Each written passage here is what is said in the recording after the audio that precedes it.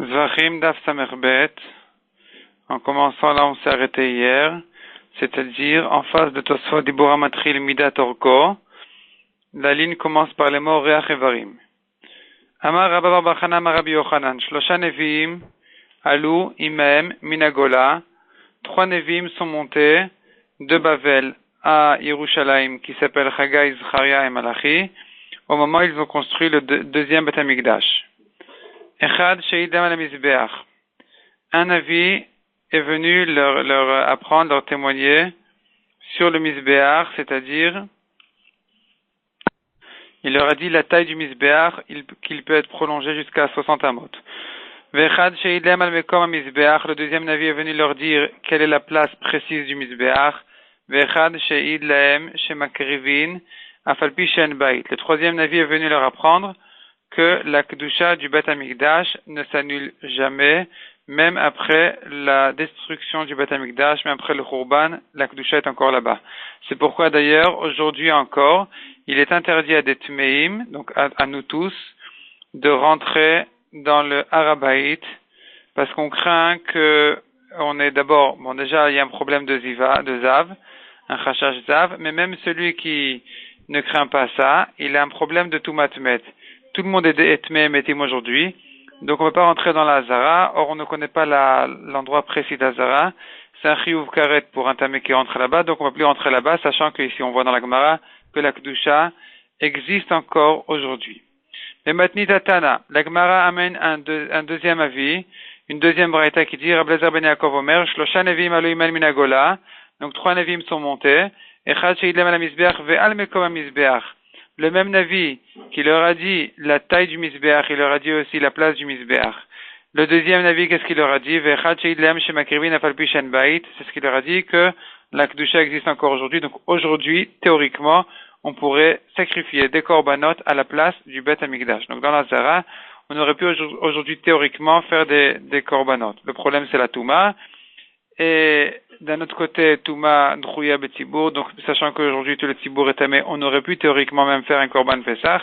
C'était une grande discussion entre les Chachamim, les Gdolé Ador il y a 100 ans, comment faire. Pourquoi on fait pas? Mais en tout cas, Evadaï qu'on fait pas la halacha, que pour la halacha on fait pas aujourd'hui des korbanot là-bas. Vechad she'idlem ala Torah she'tikatev ashurit. Le troisième avis, qu'est-ce qu'il leur a appris? Les lettres qu'on écrit, les lettres de la Torah qu'on utilise aujourd'hui pour les Sifrei Torah, les Tfilin et les Mezuzot. Rashi explique qu'avant ils avaient une autre écriture et elle a été changée à ce moment-là. Tanura Banan, Keren, Vekevesh, Vesod, Veribua, Meakvin. Nous avons 4 parties du Mizbeach qui sont indispensables. L'ékrano du Mizbeach, Kevesh c'est la pente, Yesod c'est la base qui dépasse un peu comme une marche, Veribua et le Mizbeach doit être carré. Par contre, dit la Gemara, Midat Orko, Midat Orchbo ou Midat Komato, la taille du Mizbeach, sa longueur, sa largeur et sa hauteur, En Meakvin. C'est pas Meakev, donc c'est-à-dire que le Mizbeach il est caché, même si on l'a fait un peu plus petit, un peu plus grand. Et on verra par la suite qu'il doit avoir au moins une ama sur une ama pour la ma'aracha, donc l'emplacement des feux des korbanot, et au plus, comme on l'a vu, 60 amot. Mais entre une ama de ma'aracha et 60 amot pour le Mizbeach, eh bien, on peut faire comme on veut. Menan Emile, d'où sait-on, cette halakha-là, que ces choses-là, ils sont indispensables. Amaravuna Amarka HaMizbeach. Kol makom shenemar HaMizbeach lakev. Partout c'est écrit dans la Torah HaMizbeach. Donc sur ces 4 choses-là, c'est écrit HaMizbeach, Karanot HaMizbeach, Kevesh Yesod HaMizbeach. Donc partout c'est écrit HaMizbeach. Ça vient nous dire que c'est indispensable. Demande à Gemara et la Meata, Kiyur le Rabbi. Vesovev le Rabbi Yossi be Rabbi Yehuda. Achinami de Meakev. Donc, c'est écrit dans la Torah que le Mizbeach avait un karkov. Qu'est-ce que le karkov? Le karkov, il y a une marloquette entre Rabbi et Rabbi Yossi be Rabbi Yehuda. Qu'est-ce qu'il est? Selon Rabbi, s'appelle Kiyur. Kiyur, ça veut dire des dessins gravés. Vesovev, selon Rabbi Yossi, c'était un sovev. Donc c'était un peu comme une ceinture gravée tout autour du Mizbeach, qui s'appelle Sovev, Et c'est écrit là-dessus, Karkov Hamizbeach. Donc, d'après ce principe-là, qu'à chaque fois que c'est écrit Hamizbeach, c'est Meakev, c'est indispensable, eh bien, cette chose-là aussi devrait être indispensable. Achinami de Meakev, dirtiv, venatata ota tachat Karkov Hamizbeach milemata. Là-bas, la Torah parle du mirbar qui était sous forme, comme une forme de passoire, plein de trous, et elle se trouvait une amas en dessous de ce Karkov-là. En tout cas, ce qui nous concerne maintenant, c'est que le Karkov, la Torah dit sur le Karkov Amizbeach. Donc le Karkov, qu'est-ce que c'est? Vetania Ezeu Karkov, Rabbi Omer, Zekiyur. Des dessins gravés. Rabbi aussi, Rabbi Uda Omer, Zeasovev. Donc cette chose-là, ce Karkov-là, il devrait être meakev, il devrait être indispensable, puisque la Torah dit là-dessus Amizbeach. Répond la Gemara, effectivement, c'est indispensable. In de Tanya. Oto ayom nifgema keren Amizbeach. Ce jour-là, l'histoire est dans Masechet Sukkah. Il y avait un tzduki, donc il ne croyait pas aux mitzvot qui ne sont pas écrits dans la Torah. Et donc Nitzuch Hamaim, de verser de l'eau sur le Mizbeach pendant Sukkot, ça ne l'intéressait pas. Et comme il était nommé responsable de le faire ce jour-là, il a versé sur ses pieds et tout le monde l'a lapidé de leur etrogim. Ce jour-là, ils l'ont lapidé et ça abîmait le Mizbeach. Nifgema keren Mizbeach. Le keren du Mizbeach s'est abîmé. Ve'vi'u boul shel melach ustamu. Et ils l'ont bouché avec un morceau de sel. Ve'lo mipnei kasher lavoda. Pas parce que le Mizbeach est kasher de sel, le Mizbeach doit être fait de pierre. Et là, shelo yerae Mizbeach pagum. Mais c'était pour garder le kavod du Mizbeach qu'il ne paraisse pas abîmé. Chez kol Mizbeach she'en lo Keren vekevesh veyesod veriboua, car le misbeach, quand il manque une de ces quatre choses-là, comme on l'a dit maintenant, donc le keren, c'était le cas à ce moment-là, le kevesh, la pente, le yesod, la base, et le riboua, s'il n'est pas carré, pasoul, Rabbi aussi Rabbi Uda Omer, afasovev.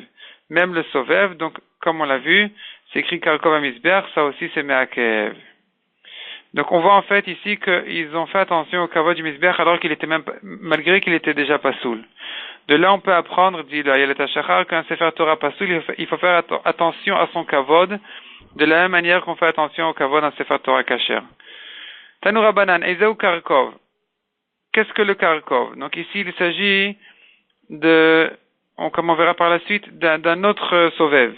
Ben Keren le Keren, mais comme Hiluch Raglé à Kohanim Ama.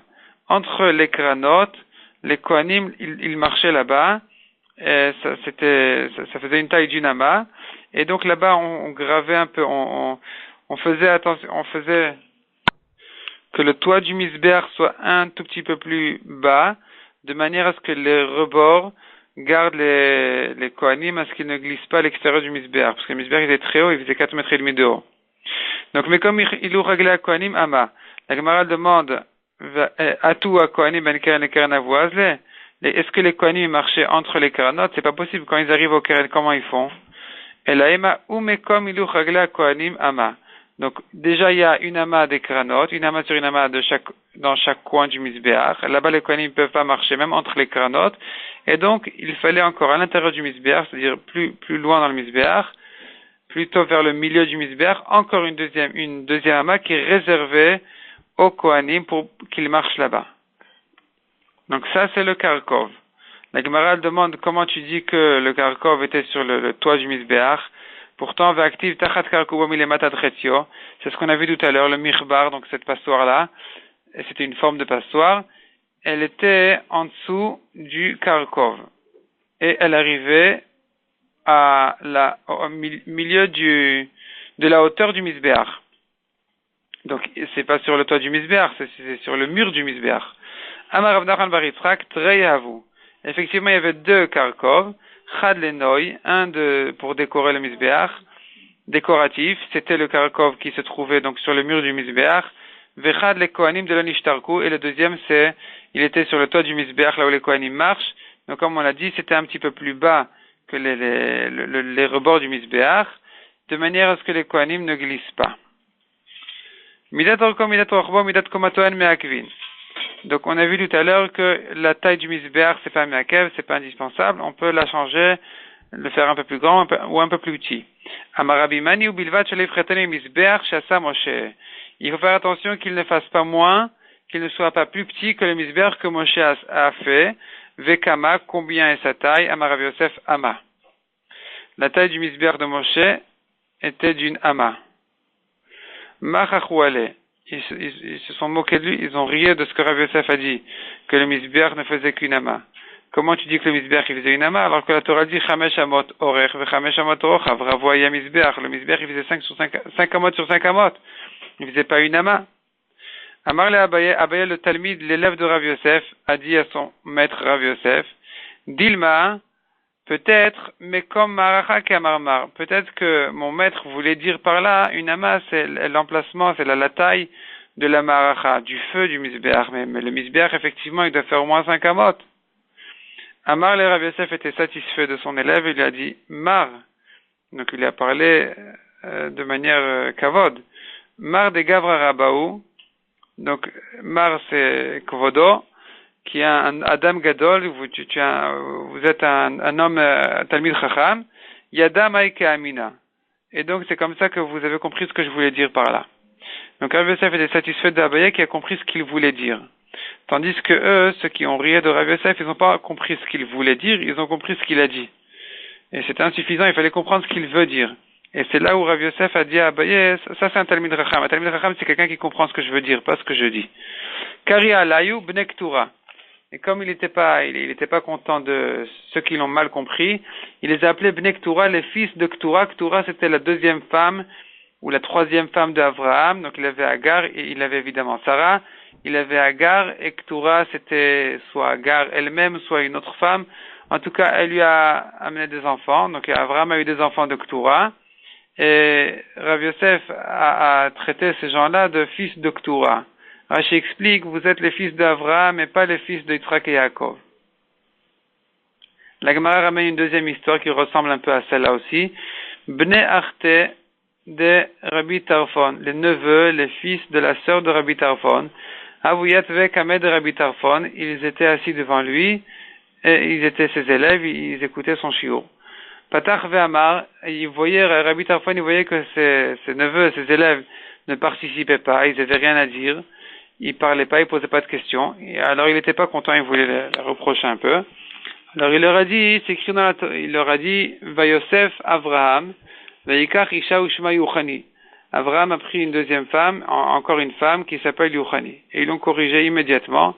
Amrile Ktura Ktiv, pourquoi tu dis Yuchni? Dans la Torah, c'est écrit qu'il s'est marié avec Ktura.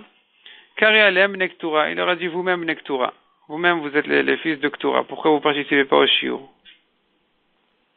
Donc il faut comprendre un peu quel rapport ici avec les Bnei Ktura, pourquoi les fils d'Avraham et pas de Yitzhak et Yaakov, en quoi sont différents les fils de Yitzhak et Yaakov des fils d'Avraham. Il aurait pu dire aussi les fils de Terach, pourquoi les fils d'Avraham.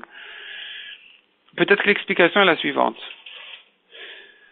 Avraham il est venu et il a enseigné au monde en général la mida de Kadosh Baruch Hu du Chesed. Donc Avraham c'était la Mouda Chesed, donc lui il se comportait surtout Bemidat HaChesed. Yitzhak est venu derrière Avraham et il était Amoud HaGvura, c'est lui qui a descendu sur terre la mida de la Gvura, de la Yirat Shamayim, il s'est brûlé, il était prêt à se sacrifier sur le Mizbeach dans la Kedah d'Yitzhak. Yaakov il est venu, il avait encore son chidouche à lui et il a commencé un nouveau malach, un nouveau mode de vie, c'est Amoud HaTorah, Amoud HaEmet. Qu'est-ce qu'on voit de là? Le fils d'Avraham n'a pas vraiment suivi son chemin. Il a pris des traces personnelles un peu différentes. Le petit-fils Yaakov aussi a pris des traces un peu différentes, plutôt personnelles. Et les autres fils d'Avraham, ils sont restés les fils d'Avraham. Qui est aujourd'hui le clan Israël? Les fils de Yitzhak et les fils de Yaakov. Donc c'est étonnant. Ceux qui ont suivi sans rien changer d'Avraham, c'est eux qui font pas partie du clan Israël. Et ceux qui ont fait des petits changements personnels, c'est eux le clan Israël. Donc comment ça se fait? Comment comprendre ça? Mais en réalité, c'est justement ça le clan Israël. C'est-à-dire qu'un juif, c'est celui qui adapte la Torah a sa personnalité. Donc, il change rien de la Torah. Les principes sont les principes de la Torah, évidemment, sans rien toucher, sans rien changer. Mais tout est adapté à sa personnalité. Il rentre toute sa personnalité dans la Torah. Pas comme un robot qui fait ce qu'on lui dit de faire sans se rentrer dedans. Donc, les fils d'Abraham, c'est ceux qui ont suivi Abraham. Et ils ont suivi ces principes sans les adapter à eux-mêmes. Ils ont suivi les principes et ils sont restés comme ça et c'est tout. Donc ils sont encore à l'extérieur parce que leur personnalité n'est pas rentrée. Yitzhak il est venu, il a dit d'accord, Abraham il a dit chesed évidemment, mais il a dit chesed mais il voulait dire gvura. C'était ça sa manière de comprendre. Yaakov il a dit d'accord chesed et gvura, c'est vrai, mais ça veut dire Torah, ça veut dire midat haemet. Donc chacun a rentré sa personnalité dans les principes du chinour qu'il a reçu et c'est comme ça que le Klal Yisraël est sorti. Donc c'est ça le reproche qu'a fait Rav Yosef et Rabbi Tarfon à leurs élèves. Rav Yosef il leur a dit j'ai dit Ama, le Mizbeach Ama, il faisait une Ama. Mais pourquoi vous entendez ce que je dis? Vous devez comprendre ce que je veux dire.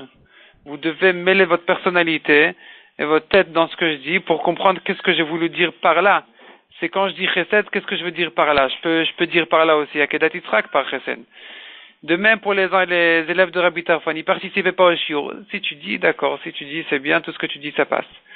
Et Rabbi Tarfon, il voulait leur apprendre que ça, c'est les Bnei Ktura. Tout ce que tu dis, c'est bien, on se mêle pas. Il faut se mêler.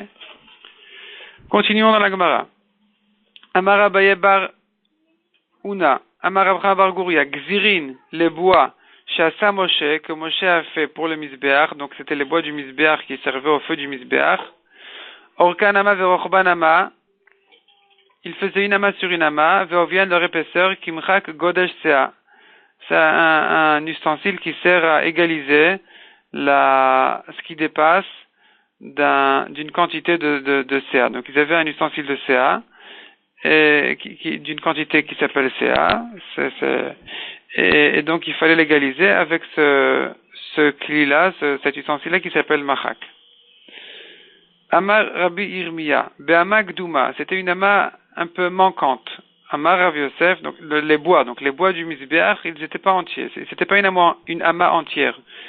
Amar Rav Yosef, Vela Vainu Detania, est-ce qu'on n'a pas vu dans la Braïta, Alaetim Asher Ala Esh Asher Ala Mizbeach, les bois qui sont sur le feu, qui sont sur le Mizbeach, Shelayu Aetim Yotzim Min Mizbeach Klum, il faut pas que les bois dépassent du tout de la place de la Ma'acha du Mizbeach. Donc il n'y a pas besoin que ça fasse moins qu'une ama, il suffit que ça fasse une ama précise. Une ama sur une ama, ni plus ni moins. Nanatam. Donc Rav Yosef n'est pas d'accord avec ce qu'on a dit à Magdouma, qui est une ama cassée. Une ama entière il faut, mais pas plus effectivement. Nanatam. Un nouveau sujet maintenant, où se trouvait le kevesh, la pente du Mizbeach. Kevesh alidroma shel Mizbeach, au sud du Mizbeach. Horer shlashim u'shtayim al rochav sheshesre. Il faisait 32 amot de long, donc de bas en haut, sur 16 amot de large. Menan emilet d'où le sait-on, amaravuna amarikra veshachat oto yerech hamizbeach tzafona. La Torah dit que le nord s'appelle le yerech hamizbeach, les pieds du mizbeach, les jambes du mizbeach. Donc les pieds du mizbeach sont au nord. Si les pieds sont au nord, la tête est au sud. Shieh yerech batzafon ou panav badarom. Eima demande à Gemara, yerech batzafon ou panav batzafon. Peut-être que non, les pieds sont au sud, et la tête et le visage aussi, il est vers le sud. Amarava, Rami Gavra Ape, comme un homme couché. Si ses pieds sont au nord, sa tête est au sud. Donc la tête, c'est le kevesh. La pente, c'est là où le visage, c'est là où le mizbeach est ouvert vers là-bas. Amar le Abayad Rabba, qui t'a dit de mettre l'homme couché, comme un homme couché. Peut-être que non, Tarit Seveutiv Gavra. Dresse l'homme et assieds-le. Donc quand un homme est assis, sa tête, son visage est du même côté que ses pieds. Donc si les pieds sont au nord, la tête aussi, c'est là-bas qu'il faut mettre la pente du mizbeach. Amar le Ravua actif, c'est écrit dans la Torah, le mizbeach il est Ravua, carré, mais on comprend par Ravua aussi, ça veut dire il est couché. Vea mi baile de marba reboué. Comment tu comprends Ravua que ça veut dire il est couché? Pourtant Ravua vient dans le sens ici de carré. Répond la Gemara, Miktiv Meruba. C'est pas écrit Meruba, c'est écrit Ravua. Donc il y a les deux sens du mot Ravua. Et couché et carré. Veletamer Miktiv Ravout, c'est pas écrit Ravout. Ravout ça veut dire couché, mais Ravua ça veut dire que carré. Amar elle est effectivement Ravua active. La Torah elle a employé un terme qui a deux sens, des mashmachi ou mashmachi. Donc ça c'est une source pour apprendre ce din-là, cette halakha, que la pente, le kevesh du Mizbeach se trouve donc au sud du Mizbeach, puisque les pieds sont au nord et que le Mizbeach ressemble à un homme couché, donc la tête, le visage est vers le sud. Or, comme on l'a dit, la pente, c'est l'ouverture du Mizbeach, c'est le visage. Betana Maitila Meacha, nous avons une autre dracha, de Tanya Rabbi Yehuda Omer, Umaloteu Pinot Kadim. Umaloteu, donc quand on monte au Mizbeach, Pinot, on tourne Kadim à l'est. Kol Pinot Chatapone, à chaque fois que tu tournes, Lo Yehu El Ader Yamin la Mizrach, tu ne tournes que du côté droit vers le Mizrach, vers l'est. Donc si il faut, en montant au Mizbeach, tourner à droite qui est à l'est, forcément le kevesh doit être au sud. La Gemara demande, mais qui a dit à droite? Dans ce pasuk, c'est écrit, tu tournes à l'est, c'est pas écrit à droite. Ve'ema smol le Mizrach, peut-être que non, peut-être que le kevesh il est au tzafon, donc la pente est au nord, et on tourne à gauche, comme ça on arrive à l'est. Répond la Gemara, le Salkedater ne pense pas comme ça, détenir Rami Bar Yechezkel. Yam Shasa Shlomo HaMelech, il a fait au Beth Amikdash un yam, une mer. Une mer, c'était une grande bassine d'eau qui servait de mikveh, je pense. Omed al Shnem Asar Bakar. Ce yam-là, il se tenait sur 12 taureaux. Shlosha, donc c'était des taureaux de cuivre. Shlosha Ponim Tsafona. 3 taureaux, ils étaient vers le nord. Ou Shlosha Ponim Yama vers l'ouest, ou Shlosha Ponim Negba vers le sud, ou Shlosha Ponim Mizracha vers l'est. Donc quand on fait nord, ouest, sud et est, on voit ici qu'à chaque fois il tournait vers la droite. Kol Pinach Tapone, Layu El Aderech Yamin, la Mizrach. Donc il s'agit Rashi explique, ça veut dire que si on se tient face à la bassine de Shlomo, et que on marche sur le côté, sur son côté on marche, donc on marche pas en avant, on marche sur le côté, toujours il faut tourner à droite pour contourner le yam de Shlomo, et donc on voit de là et c'est comme ça que le pasuk contourne le yam de Shlomo, en mentionnant ici toutes les directions, en tournant toujours vers la droite. Donc c'est de là qu'on apprend qu'à chaque fois il faut prendre la droite. La Gemara demande à Umibaye les Gouffé, qui a dit d'apprendre ici qu'il faut tourner vers la droite. Peut-être que le pasuk qui vient nous apprend tout simplement de quelle manière est soutenu, de comment était posée la bassine de Shlomo HaMelech. Répond la Gemara, Ken ponim lamali. Pourquoi s'écrit ponim? Ponim, ça vient nous apprendre, il tourne. Il tourne, on voit ici toujours qu'il faut tourner vers la droite. Donc ça, c'est la deuxième dracha, d'où on apprend que le kevesh était au sud, puisqu'il faut tourner à droite vers l'est. Shal Rabbi Shimon ben Yossi ben Lakunia et Rabbi Yossi. Omer aya Rabbi Shimon ben Yochai. Est-ce que Rabbi Shimon a dit Avir yesh ben kevesh la mizbeach? Il y a un espace entre le kevesh, la pente et le mizbeach. Amarlo ve'atayat Omerken. Toi, tu penses pas comme ça?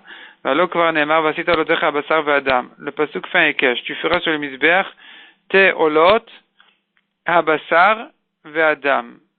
La viande de la chair de la ola, elle doit être brûlée sur le misbeach, et le sang. Le sang aussi, il arrive au misbeach. Madame Bezrika, Vassar Bezrika. Donc Dieu cache, on apprend de la même manière que le sang est jeté sur le misbeach, eh bien les membres du korban aussi, ils sont jetés sur le misbeach. Donc pour dire qu'ils sont jetés, il faut comprendre qu'il y avait de l'espace entre la pente et le misbeach. Amarlo, Shani Omer, Omed Betzad Ma'acha Vezorek, qui a dit qu'il faut de l'espace entre le kevesh et le misbeach. Il peut monter sur le toit du misbeach et là-bas se tenir à côté de la ma'acha des feux et il jette dans le feu. Amarle, bon, ça c'est évident, il va pas se tenir dans le feu pour mettre les membres du korban. Il n'y a pas besoin d'un pasouk pour nous apprendre qu'il se tient à côté du feu pour jeter dans le feu. Amalek Shu Zorek les ma'acha de Luka ou Zorek ou les ma'acha shena de Luka ou Zorek. Est-ce qu'il jette dans une ma'acha allumée, dans un feu allumé ou dans un feu éteint, pas allumé? Eve Omer les ma'acha de Luka ou Zorek. Évidemment que c'est dans le feu allumé déjà. Nukata, Mishum de l'Efchar, là-bas c'est évident, il ne peut pas faire autrement, donc évidemment qu'il doit jeter, il n'y a pas besoin d'un pasouk pour ça. Si le pasouk qui vient nous dire que le sang est jeté comme que la viande, les membres sont jetés comme le sang, c'est bien pour nous apprendre qu'il y avait de l'espace entre le kevesh et le misbeach, et donc il fallait jeter de loin. Rav Papa Amar, Kidam, comme le sang. Madame Avir Karka Mafsiko, Af Basar Avir Karka Mafsiko. De même que le sang, quand il est jeté, c'est parce qu'il y a de l'air, il est loin physiquement du misbéach. De la même manière, le Basar, quand il jette la viande du corban dans le feu, eh bien, il doit pas s'éloigner pour le jeter que parce que il se trouve à côté du feu, mais il doit être physiquement éloigné un peu, donc du misbéach, et donc on est obligé de dire qu'il y avait de l'espace entre le kevesh et le misbéach. Amar Rav Yehuda, Shnek Vashim Ktanim, Yotzim Mina Kevesh.